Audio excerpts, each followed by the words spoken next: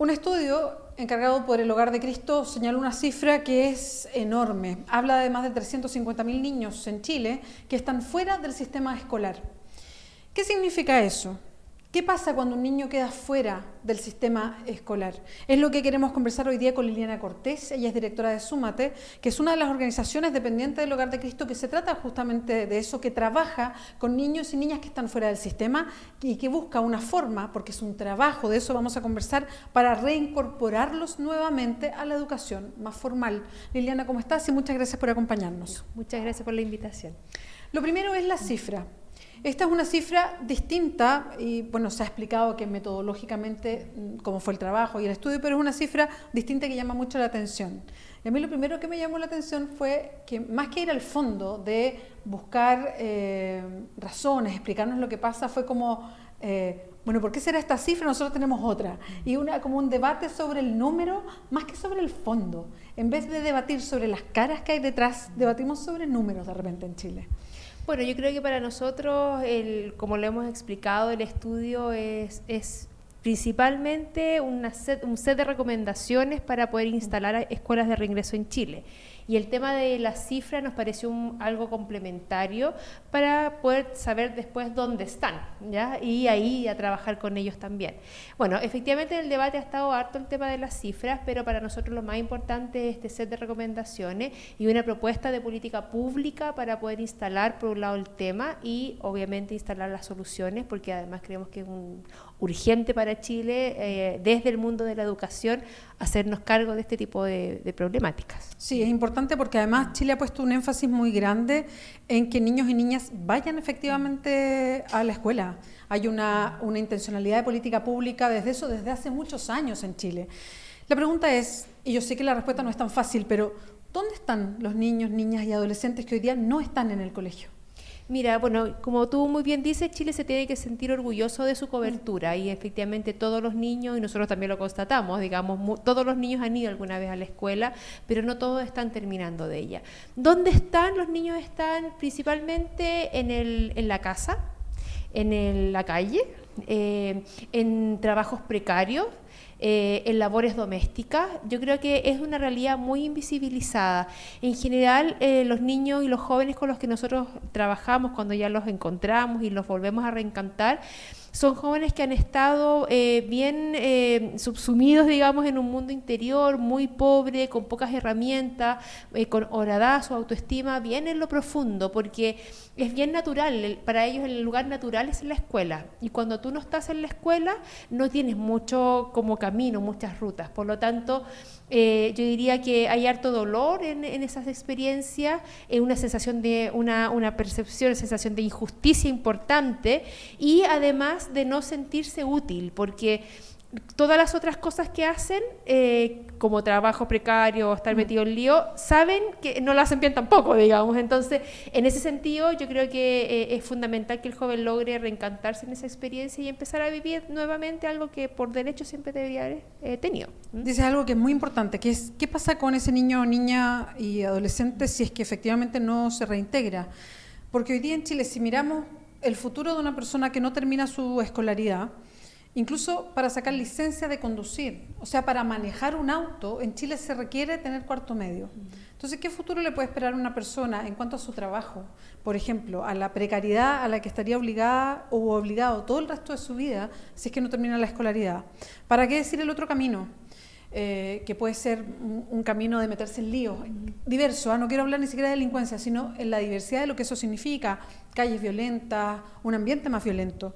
De hecho, y lo recuerdo muy bien, y por eso lo quiero plantear de lo que nos contaba un día la experiencia la alcaldesa de La Pintana, Claudia Pizarro, que ella pidió ayuda para tratar de llevar un sistema municipal para ir a buscar a todos los niños y niñas que estaban fuera del sistema escolar en su comuna, que eran algo así como 2.900, decía ella, con un bus, con un grupo interdisciplinario, y fue casa por casa. Y ella vio la experiencia de cómo niños y niñas, de alguna manera le preguntaban cuál era su futuro de volver al sistema escolar, por lo que significaba vivir en una comuna con La Pintana, con ese nivel de precariedad, en fin.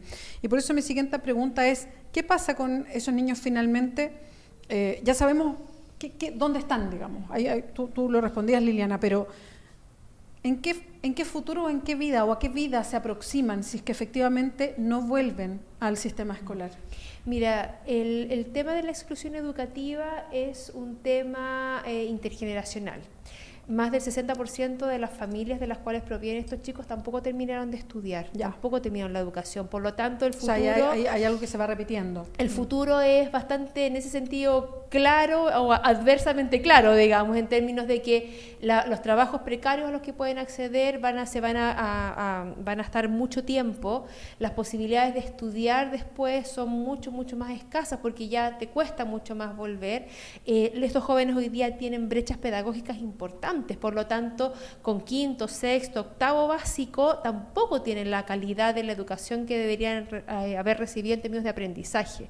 Por lo tanto, efectivamente, sus posibilidades reales de trabajo son de trabajo esporádico, precario, de baja calificación, y tampoco con las herramientas y tampoco creyendo en ellos en términos de superación. Nosotros siempre planteamos que cuando logremos resolver este tema, lo vamos a resolver no solamente cuando los chicos terminen de estudiar, sino que cuando no dejen que sus hijos dejen de estudiar. Y ahí logramos cortar, digamos, este círculo de pobreza, que aquí es evidentemente claro cómo se repite. Sí. Y ahora pasemos a lo otro, porque me parece interesante que acá no hay solamente un énfasis o un enfoque de denuncia, que está muy bien, dar cifras y ponerlas sobre la mesa y provocar debate, sino que también ustedes, y ahí incorporo a la organización que tú representas, Liliana, que es Súmate, ustedes desde hace mucho tiempo que llevan un esfuerzo por tratar de visibilizar además un tema que está muy invisibilizado, que son niños y niñas que dejan el sistema escolar. ¿Qué hace falta para que un niño o una niña retornen al sistema? Y lo pregunto porque de repente hay respuestas un poco fáciles, o tendemos a mirar todos estos temas como si fueran simples, como si es, oye, pero si es que hay que obligar al cabro chico o a la cabra chica a tomarlo y obligarlos a que vayan al colegio de nuevo. Y la verdad es que no es tan fácil. Cuando un niño queda fuera y pasan semanas o meses o un año o varios años, no es llegar y volver. Aquí viene todo un trabajo muy complejo, que es parte de lo que hacen en Súmate. ¿Cuáles son las propuestas que ustedes están planteando desde el Hogar de Cristo como política pública para hacerse cargo de estas 350.000 personas que son niños, niñas y adolescentes? Mira, yo creo que van en tres líneas. Lo primero, en términos de política pública, la necesidad de que exista un reconocimiento de este tipo de escuelas como parte del sistema. La verdad es que lo hemos planteado con harta claridad. No es que nos vayamos a llenar de escuelas de reingreso por todos lados. Una escuela de reingreso por región, y en las comunas donde existen más jóvenes fuera del sistema escolar, un aula o escuela de reingreso. O sea, escuelas especiales. Una oferta disponible para que estos jóvenes logren reincorporarse y retomar sus trayectorias educativas. En términos y eso implica institucionalidad, modalidad o reconocimiento, y significa también financiamiento, por supuesto, porque hacer este trabajo es mucho más caro de una escuela regular. Eso es un lado. Por otro lado, en términos ya más bien de la propuesta técnica, esta es una escuela bien personalizada, con mucho acompañamiento docente, donde se genera un vínculo, donde el joven empieza a reparar el daño causado a sus experiencias de fracaso escolar. Y eso tiene un ámbito pedagógico muy importante, en términos de que si no entendí una fórmula matemática de 5 maneras que me lo explicaron, no la voy a entender de la misma forma. Por lo tanto, hay mucha innovación pedagógica, mucho acercamiento, mucha explicación una y otra vez hasta que el joven logra zanjar esas barreras y empieza efectivamente a tener la sensación de que aprende. Y eso es un equipo docente comprometido, pero también con muchas herramientas técnicas para resolverlo. Y el tercer elemento, que yo diría que es el complementario y también más importante, tiene que ver con todo un tema psicosocial. Cómo vamos reparando la autoestima de ese joven, cómo vamos trabajando también para que los servicios sociales de salud mental estén disponibles y a tiempo para estos niños y jóvenes. Nos sirve una hora que yo de psicólogo 3 meses después para un niño de 15 años. Sí, claro. Es en el momento, cuando lo requiere, lo siente importante, y es donde debemos estar. Por lo tanto, equipos psicosociales complementarios al equipo docente, trabajando en equipo y entramado amados, digamos, por este joven, es parte de las características de la escuela de reingreso que hoy día nosotros estamos planteando como propuesta, y como te decía antes, se reúnen estos set de 90 recomendaciones para escuelas. Yo diría que eso, además, complementario con cosas que pareciera que no son importantes, pero sí lo son, como temas de infraestructura, climatización, áreas verdes, espacios donde efectivamente los jóvenes sientan que están mejor que en el barrio y en la casa, pero no para alejarlos de su barrio, sino que para que puedan aprender a quererse a sí mismos y aprender a hacer un aporte a la sociedad partiendo por el lugar de donde vienen.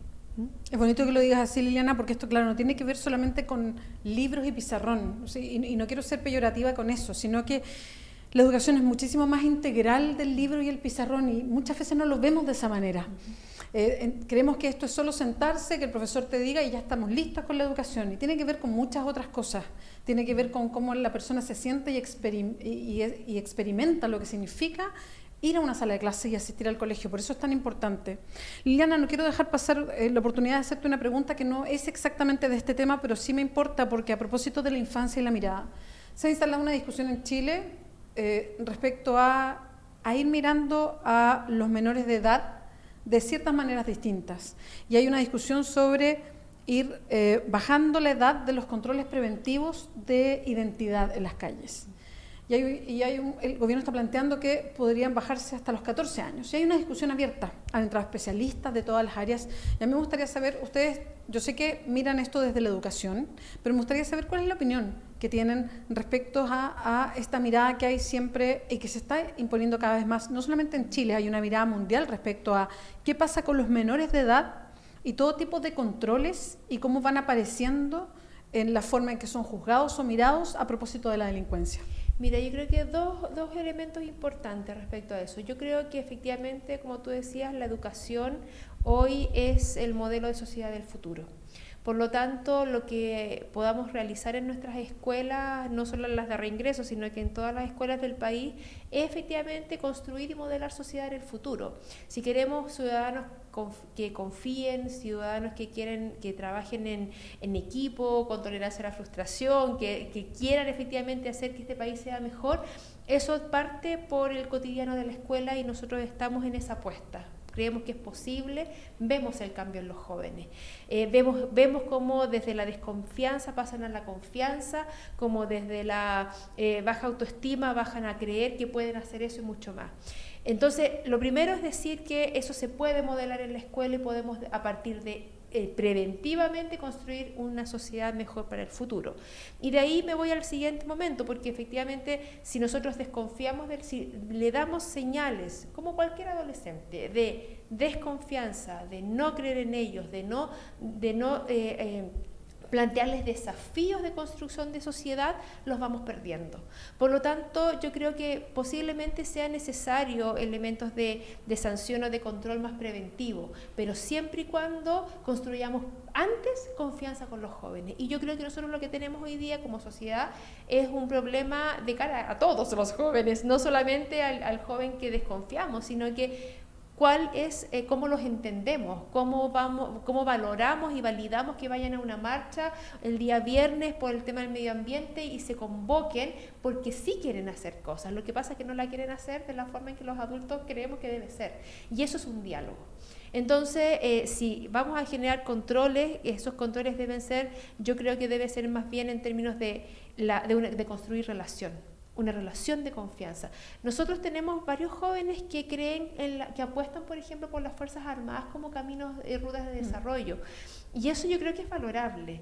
El tema es que tiene que ser en función de un trabajo de tú a tú, de relación a relación, no de desconfianza. Yo creo que el temor o el error que podemos estar cometiendo más bien tiene que ver con relación, confianza con el otro, a solo desconfianza. Entonces estamos valorando la mitad del vaso nomás.